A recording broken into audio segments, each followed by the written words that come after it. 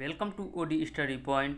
स्वागत है आप सभी का आपके अपने YouTube channel OD study point में। तो प्यारे दोस्तों, आज की क्लास केमिस्ट्री मैराथन की दूसरी क्लास है। इसके पहले ऑलरेडी मैंने केमिस्ट्री मैराथन की एक क्लास ले चुका हूँ, जिसमें मैंने 50 क्वेश्चन सॉल्व करवा दिया है। इस क्लास में प्यारे दोस्तों मैं आप लोगों को 50 क्वेश्चन की सीरीज लेकर आया हूँ, जिसमें आपको डिटेल में 50 क्वेश्चन का सॉल्यूशन मैं आपको दूंगा। तो प्यारे दोस्तों, इस वीडियो को शुरू से अंत तक ज़रूर देखिएगा, जिससे आपको इस वीडियो से या यह कह सकते हैं इस क्लास से 8 से 10 क्वेश्चन आपका क्लियर हो जाए। तो स्टार्ट करते हैं आज की क्लास को। देखते हैं आज का पहला क्वेश्चन। पहला क्वेश्चन प्यारे दोस्तों, CA3PO4 का ट्वाइस में कैल्शियम की संयोजकता है। तो संयोजकता से आपके पॉलीटेक्निक एंट्रेंस एग्जाम में एक क्वेश्चन 100% आएगा, तो संयोजकता निकालना जरूर सीख लीजिएगा। सबसे पहले आपको कैल्शियम का निकालना है, तो कैल्शियम की संयोजकता मान लीजिए कि X है। ओके, अब यहाँ पर PO4 का ट्वाइस दिया है, तो सबसे पहले आपको PO4 को देखना होगा। तो फास्फोरस की संयोजकता कितनी होती है? +5, और ऑक्सीजन का होता है -2। -2 गुणे 4 करेंगे तो -8 आएगा, यानी फाइनली कितना आएगा? -3। ये PO4 का आपने निकाल लिया -3, और ट्वाइस है तो गुणे 2 कर देंगे, यानी -6। तो आपका हो जाएगा 3 भाग लिया गया कैल्शियम का, तो 3x, और ये आपका -6 = 0 हो जाएगा। तो 3x बराबर आपका हो जाएगा 6। तो x की वैल्यू आपका कितना आ जाएगा? 2, यानी कैल्शियम की जो संयोजकता होगी वो आपका 2 होगा। इस तरीके से आपका ऑप्शन नंबर बी सही हो जाएगा। नेक्स्ट क्वेश्चन आपका है, कार्बोनेट मूलक पर आवेश होता है। ऑप्शन ए आपका है -1, ऑप्शन बी +1, ऑप्शन सी -2 और ऑप्शन डी +2। तो कार्बोनेट आयन यानी CO3 पर -2 होता है। इस तरीके से कार्बोनेट मूलक पर जो आवेश होगा -2, इस तरीके से आपका ऑप्शन नंबर सी सही हो जाएगा। नेक्स्ट क्वेश्चन आपका है, निम्न में से ग्लूकोज का अणुसूत्र है। ऑप्शन ए आपका है C7H12O6, ऑप्शन बी है C12H22O11, ऑप्शन सी आपका है C6H12O6 और ऑप्शन डी आपका है C12H12O11। तो ग्लूकोज का जो अणुसूत्र होता है C6H12O6 होता है। इस तरीके से आपका ऑप्शन नंबर सी सही हो जाएगा। नेक्स्ट क्वेश्चन आपका है, नाइट्रोजन एवं हाइड्रोजन में से अमोनिया NH3 गैस बनाने के लिए उत्प्रेरक प्रयोग होता है। ऑप्शन ए आपका है लोहा और मोलिब्डेनम, ऑप्शन बी आपका है लोहा और मोलिब्डेनम, और ऑप्शन सी आपका है मोलिब्डेनम और प्लेटिनम, और ऑप्शन डी आपका इनमें से कोई नहीं। तो आप एक चीज़ देख रहे हैं कि आपका 2 ऑप्शन तो सेम दिया है, तो इस कंडीशन में आप ए या बी में से कोई भी ऑप्शन यदि आप ट्रिक करते हैं तो आपके दोनों ऑप्शन सही माने जाएंगे। तो इस तरीके से प्यारे दोस्तों आपका ऑप्शन नंबर ए सही हो जाएगा। नेक्स्ट क्वेश्चन आपका है, HNO3 में नाइट्रोजन की ऑक्सीकरण संख्या होती है। ऑप्शन ए आपका है 0, ऑप्शन बी आपका है -3, ऑप्शन सी आपका है +3 और ऑप्शन डी आपका है +5। तो यहाँ पर नाइट्रोजन की ऑक्सीकरण संख्या निकालना है। तो सबसे पहले नाइट्रोजन की ऑक्सीकरण संख्या मान लीजिए आपका x है, हाइड्रोजन का +1 होता है, नाइट्रोजन का x मैंने माना है, और ऑक्सीजन का -2 होता है। 3 भाग लिया गया तो -6 = 0। तो यहाँ से x की वैल्यू आपका आ जाएगा 5। इस तरीके से जो नाइट्रोजन की ऑक्सीकरण संख्या होगी +5। इस तरीके से आपका ऑप्शन नंबर डी सही हो जाएगा। नेक्स्ट क्वेश्चन आपका है, अभिक्रिया के वेग में कमी लाने वाले पदार्थ को कहते हैं। ऑप्शन ए स्व उत्प्रेरक, ऑप्शन बी ऋणात्मक उत्प्रेरक, ऑप्शन बी धनात्मक उत्प्रेरक, ऑप्शन सी ऋणात्मक उत्प्रेरक और ऑप्शन डी उत्प्रेरक विष। अभिक्रिया के वेग में कमी लाने वाले पदार्थ को ऋणात्मक उत्प्रेरक कहते हैं। इस तरीके से आपका ऑप्शन नंबर सी सही हो जाएगा। नेक्स्ट क्वेश्चन आपका है, तेल के हाइड्रोजनीकरण की अभिक्रिया है। ऑप्शन ए आपका है समांगी उत्प्रेरण, ऑप्शन बी आपका है विषमांगी उत्प्रेरण, ऑप्शन सी आपका है स्व उत्प्रेरण और ऑप्शन डी आपका है इनमें से कोई नहीं। तो तेल के हाइड्रोजनीकरण की अभिक्रिया विषमांगी उत्प्रेरण है। इस तरीके से आपका ऑप्शन नंबर बी सही हो जाएगा। नेक्स्ट क्वेश्चन आपका है, अमोनिया निर्माण की हाबर विधि में उत्प्रेरक प्रयुक्त होता है। ऑप्शन ए आपका है कॉपर, ऑप्शन बी आपका Fe+MO, ऑप्शन सी आपका Fe2O3 प्लस का Cr2O3 और ऑप्शन डी आपका गर्म प्लेटिनम। तो अमोनिया निर्माण में हाबर विधि में जो उत्प्रेरक होता है वो Fe व MO यानी कि आयरन व मोलिब्डेनम। इस तरीके से आपका ऑप्शन नंबर बी सही हो जाएगा। नेक्स्ट क्वेश्चन आपका है आर्सेनिक प्लेटिनम उत्प्रेरक के लिए है। ऑप्शन ए आपका है वर्धक, ऑप्शन बी आपका है उत्प्रेरक विष, ऑप्शन सी आपका है प्रेरित उत्प्रेरक और ऑप्शन डी आपका है स्व उत्प्रेरक। आर्सेनिक प्लेटिनम उत्प्रेरक के लिए उत्प्रेरक विष है। इस तरीके से आपका ऑप्शन नंबर बी सही हो जाएगा। नेक्स्ट क्वेश्चन आपका है दूध से दही में परिवर्तन निम्न में से किस एंजाइम के कारण होता है। ऑप्शन ए है लैक्टेस एंजाइम, ऑप्शन बी आपका है डास्टेज एंजाइम, ऑप्शन सी आपका है इन्वर्टेज एंजाइम और ऑप्शन डी आपका है पेटिशन एंजाइम। तो दूध से दही में परिवर्तन आपका लैक्टेस एंजाइम की वजह से होता है। इस तरीके से आपका ऑप्शन नंबर ए सही हो जाएगा। नेक्स्ट क्वेश्चन आपका है FeCl3 का जलीय विलयन होता है। ऑप्शन ए आपका है अम्लीय, ऑप्शन बी आपका है क्षारीय, ऑप्शन सी आपका है अम्लीय तथा क्षारीय दोनों और ऑप्शन डी आपका है उदासीन। तो FeCl3 का जलीय विलयन अम्लीय होता है। इस तरीके से आपका ऑप्शन नंबर ए सही हो जाएगा।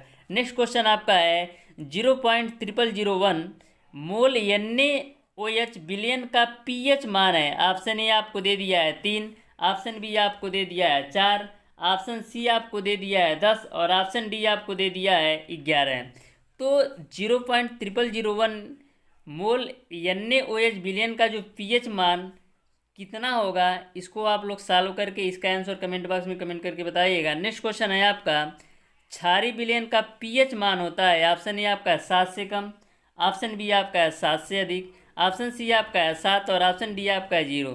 तो क्षारीय विलयन का pH मान 7 से अधिक होता है। इस तरीके से आपका ऑप्शन नंबर बी सही हो जाएगा।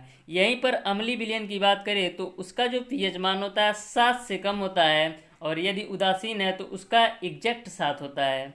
नेक्स्ट क्वेश्चन आपका है लिटमस पेपर अम्लीय विलयन में निम्न में से कौन सा रंग देता है। ऑप्शन ए आपका है नीला, ऑप्शन बी आपका है पीला, ऑप्शन सी आपका है लाल और ऑप्शन डी आपका है हरा। तो लिटमस पेपर अम्लीय विलयन में लाल रंग देता है। इस तरीके से आपका ऑप्शन नंबर सी सही हो जाएगा। नेक्स्ट क्वेश्चन आपका है H2PO4 पर माइनस का संयुग्मी अम्ल है। ऑप्शन ए आपका है H3PO4, ऑप्शन बी आपका है H2PO4 पर माइनस और ऑप्शन सी आपका है PO4 पर माइनस का 3 और ऑप्शन डी आपका है H3O पर प्लस। तो H2PO4 पर माइनस का संयुग्मी अम्ल है H3PO4। इस तरीके से आपका ऑप्शन नंबर ए सही हो जाएगा। नेक्स्ट क्वेश्चन है आपका मानव रक्त या आंसू का pH मान निम्न में से क्या होता है। ऑप्शन ए आपका है 7.2, ऑप्शन बी आपका है 7.4 और ऑप्शन सी आपका है 7.8 और ऑप्शन डी आपका है 13। मानव रक्त या आंसू का जो pH मान होता है वो आपका होता है 7.4। इस तरीके से आपका ऑप्शन नंबर बी सही हो जाएगा। नेक्स्ट क्वेश्चन आपका है फिनाल्फैथिलीन गुलाबी रंग देता है। ऑप्शन ए आपका है अम्ल के साथ, ऑप्शन बी आपका है क्षार के साथ, ऑप्शन सी आपका है दोनों के साथ और ऑप्शन डी आपका है किसी के साथ नहीं। तो फिनाल्फैथिलीन गुलाबी रंग देता है क्षार के साथ। इस तरीके से आपका ऑप्शन नंबर बी सही हो जाएगा।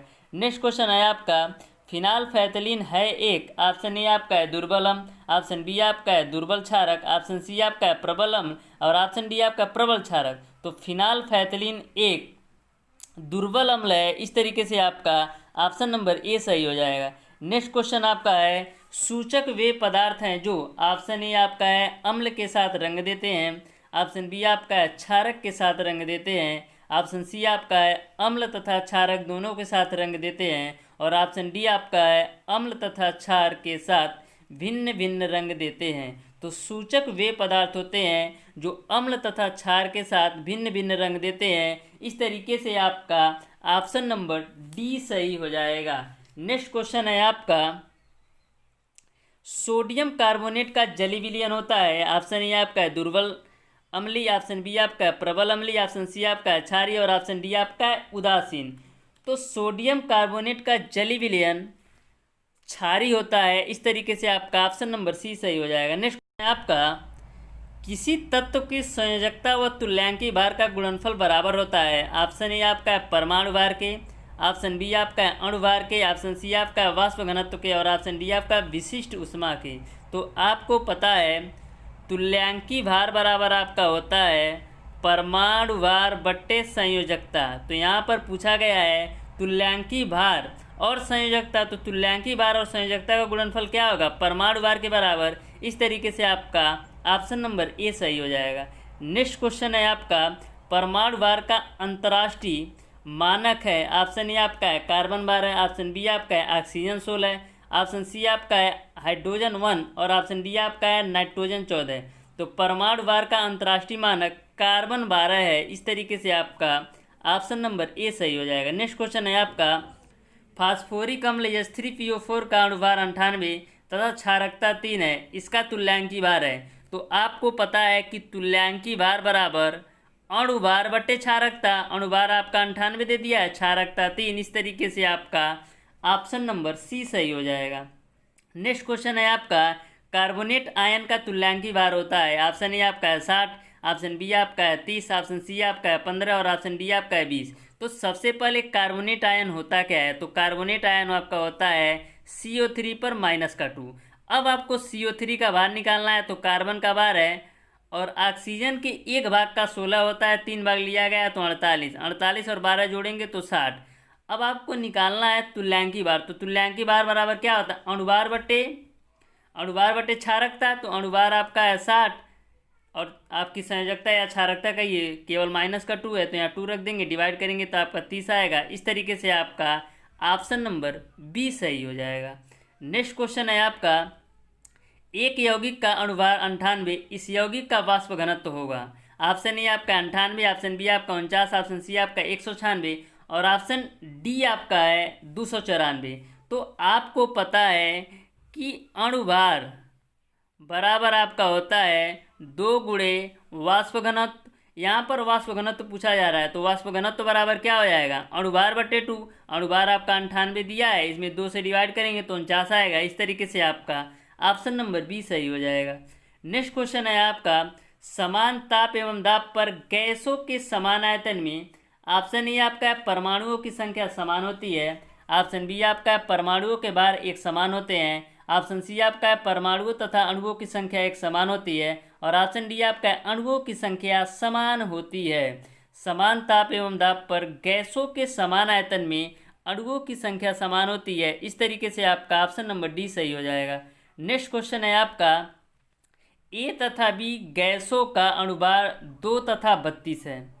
गैस ए का 100 घन सेमी आयतन विसरित होने में जितना समय लेता है उतने ही समय में गैस बी का कितना आयतन विसरित होगा।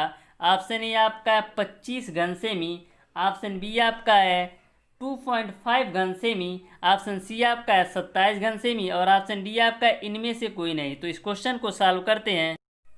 तो प्यारे दोस्तों, आपका फार्मूला होता है, 2 गैस हैं, एक आपका ए है और दूसरा बी है।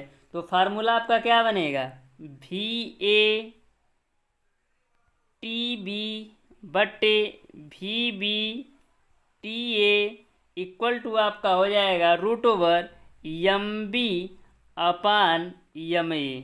अब सारी वैल्यू रख दीजिए। तो यहाँ पर आपको जो VA का मान है वो 100 घन सेमी दिया है, तो वहाँ पर आपको 100 रख लेना है, गुणे यहाँ पर बोला गया है कि आयतन विसरित होने में जितना समय रहता है उतने ही समय में गैस बी का कितना आयतन विसरित होगा। यानी कि ए और बी के जो टाइम है वो दोनों के सेम है, तो इसको भी टी ले लेते हैं और इसको भी मैंने टी ले लिया, गुणे।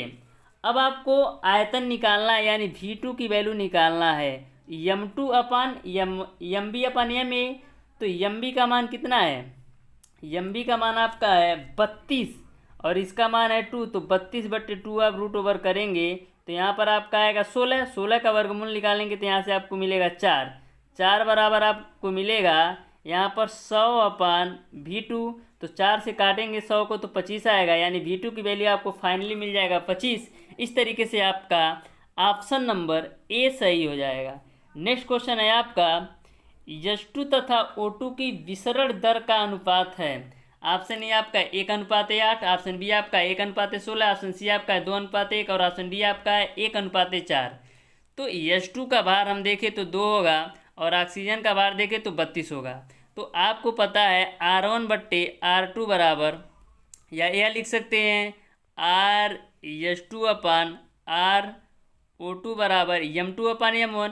M2 यानी O2 का भार लेना है तो 32 हो जाएगा, और जो आप 32 इसका हो जाएगा, और H2 यानी M1 का भार तो आपका 2 हो जाएगा। 2 से काटेंगे तो कितना आएगा 16, और 16 का वर्गमूल निकालेंगे तो 4:1 आएगा। इस तरीके से आपका ये तो R(H2)/R(O2) 4:1 हो गया। तो विसरण दर का जो अनुपात होगा वो आपका 1:4 होगा। इस तरीके से आपका ऑप्शन नंबर डी सही हो जाएगा। नेक्स्ट क्वेश्चन है आपका हाइड्रोजन के विसरण की दर एक दूसरी गैस X के विसरण की दर की 5 गुनी है। गैस X का अनुभार है, तो आपको पता है R1/R2 बराबर √M2/M1। यहाँ पर R1/R2 बोला गया है कि हाइड्रोजन के विसरण की दर एक दूसरी गैस X के विसरण की दर की 5 गुनी है, यानी 5 गुनी है। हाइड्रोजन के विसरण की दर एक दूसरी X के विसरण की दर से 5 गुनी है, यानी यदि इसका R है तो उसका 5R होगा, और M2/M1, M2 का मान हमको निकालना है और M1 का मान हाइड्रोजन है तो इसका 2 हो जाएगा। ए इससे कैंसिल होगा, दोनों साइड स्क्वायर करेंगे तो 5 का स्क्वायर 25/1 बराबर आपका हो जाएगा। M2 निकालना है और 2 हो जाएगा, तो 25 दूना 50, यानी M2 की जो वैल्यू होगी वो होगा 50। इस तरीके से आपका ऑप्शन नंबर ए सही हो जाएगा। नेक्स्ट क्वेश्चन है आपका CO2 तथा SO2 गैसों के विसरण गतियों का अनुपात। तो निकाल लेते हैं पहले CO2 का भार। तो ऑक्सीजन का 2 भाग लिया गया है तो 16 दूना 32, और कार्बन का भार है तो यहाँ से 44 आपको मिल गया, और इसका भार निकाल लेते हैं तो आपका सल्फर का होता है 32 और ऑक्सीजन का 2 भाग लिया गया तो 32, यानी इसका आपका आ गया 64। अब निकाल लीजिए तो R1/R2 बराबर M2/M1। M2 का मान है 64 और M1 का मान है 44। 4 से काटिए तो 16 चौको 64, 11 चौक 44, यानी 4:√11 आएगा। इस तरीके से आपका ऑप्शन नंबर डी सही हो जाएगा।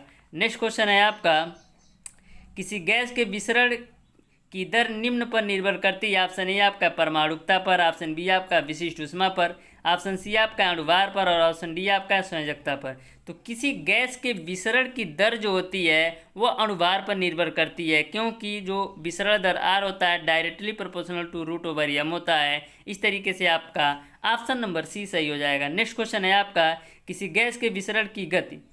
ऑप्शन ए आपका इसके घनत्व के समानुपाती होती है, ऑप्शन बी आपका इसके अणुभार के वर्गमूल के समानुपाती होती है, ऑप्शन सी आपका इसके अणुभार के समानुपाती होती है, और ऑप्शन डी आपका है इसके अणुभार के वर्गमूल के व्युत्क्रमानुपाती होती है। जैसा कि मैंने आपको बताया कि विसरण दर R जो होता है वह द्रव्यमान के वर्गमूल के व्युत्क्रमानुपाती होती है। इस तरीके से आपका ऑप्शन नंबर डी सही हो जाएगा। नेक्स्ट क्वेश्चन है आपका वह ताप जिसके ऊपर किसी गैस को द्रवित नहीं किया जा सकता है कहलाता है। ऑप्शन ए आपका है ऊष्मीय ताप, ऑप्शन बी आपका है क्रांतिक ताप, ऑप्शन सी आपका है रेखीय ताप, और ऑप्शन डी आपका है वायुमंडलीय ताप।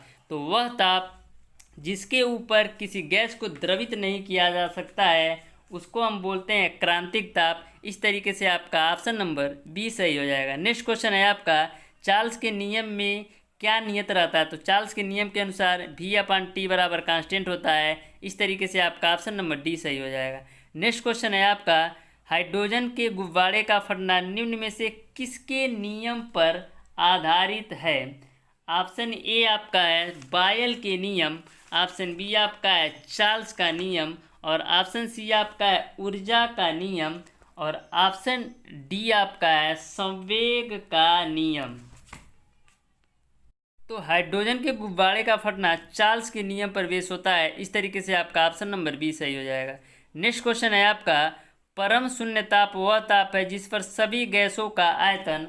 ऑप्शन ए आपका है भिन्न होता है, ऑप्शन बी आपका है समान होता है, ऑप्शन सी आपका है शून्य होता है, और ऑप्शन डी आपका है उपरोक्त में से कोई नहीं।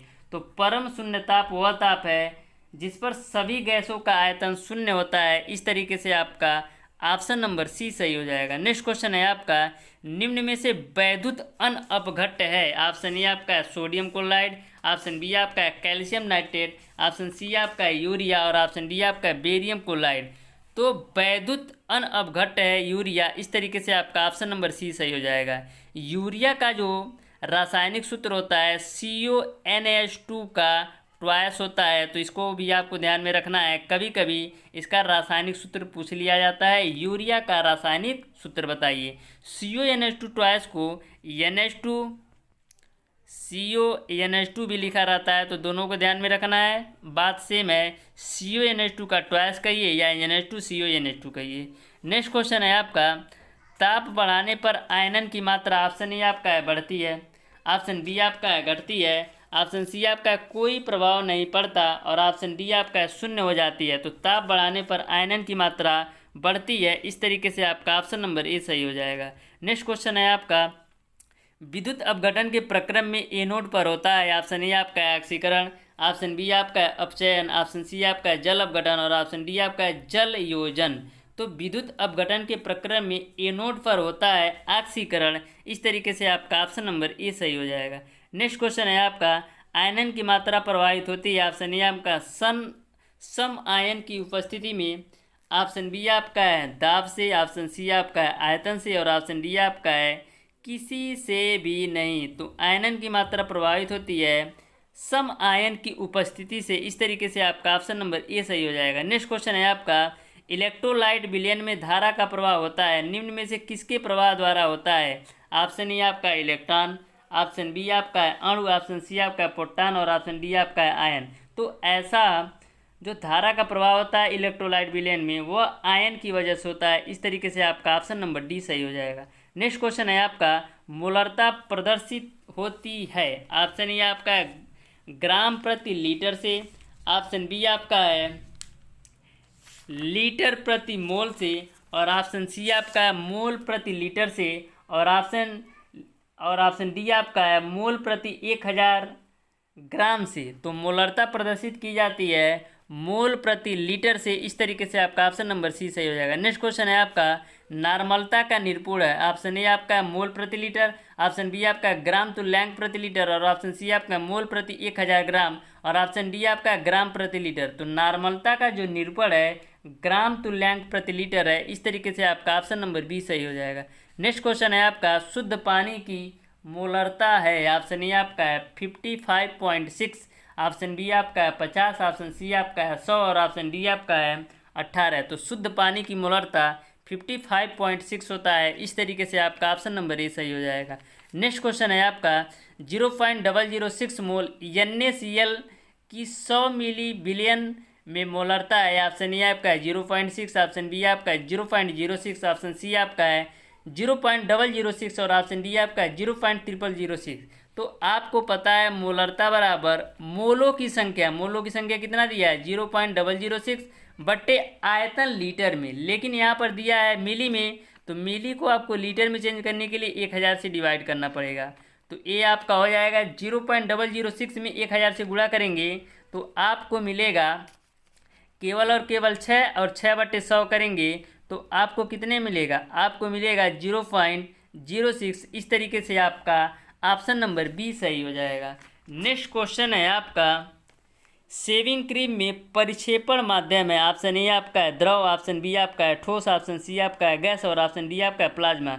शेविंग क्रीम में परिक्षेपण माध्यम में द्रव। इस तरीके से आपका ऑप्शन नंबर ए सही हो जाएगा। नेक्स्ट क्वेश्चन है आपका, पनीर उदाहरण है, ऑप्शन ए आपका है फार्म का, ऑप्शन बी आपका है पायस का, ऑप्शन सी आपका है जेल का और ऑप्शन डी आपका है एरोसाल का। तो पनीर उदाहरण है जेल का। इस तरीके से आपका ऑप्शन नंबर सी सही हो जाएगा। नेक्स्ट क्वेश्चन है आपका, मेंडलीफ की आवर्त सारणी में आवर्तों की संख्या है, ऑप्शन ए आपका है 7, ऑप्शन बी आपका है 9, ऑप्शन सी आपका है 8 और ऑप्शन डी आपका है 16। तो मेंडलीफ की आवर्त सारणी में आवर्तों की संख्या 7 होती है। इस तरीके से आपका ऑप्शन नंबर ए सही हो जाएगा। यहीं पर वर्ग की बात करें तो वर्ग 9 होता है। नेक्स्ट क्वेश्चन है आपका, हैलोजन को आवर्त सारणी में किस समूह में रखा गया है, ऑप्शन ए आपका है पहला, ऑप्शन बी आपका है तीसरा, ऑप्शन सी आपका है 5वां और ऑप्शन डी आपका है 7वां। तो हैलोजन को आवर्त सारणी में 7वें समूह में रखा गया है। इस तरीके से आपका ऑप्शन नंबर डी सही हो जाएगा। इस तरीके से प्यारे दोस्तों मैंने आपको 50 महत्वपूर्ण क्वेश्चन करवा दिए केमिस्ट्री के। ये ऐसे क्वेश्चन मैंने आपको करवाया है प्यारे दोस्तों, जो कि आपके एग्ज़ाम में इस वीडियो से या ये इस क्लास से आपको 8 से 10 क्वेश्चन 100% देखने को मिलेंगे। तो प्यारे दोस्तों, यदि वीडियो आपको पसंद आया हो तो ज़्यादा से ज़्यादा लाइक, शेयर और सब्सक्राइब जरूर कीजिएगा। बेल आइकन दबाना बिल्कुल मत भूलिएगा, जिससे हमारी लेटेस्ट आने वाली वीडियो आपको मिलती रहे सबसे पहले। धन्यवाद।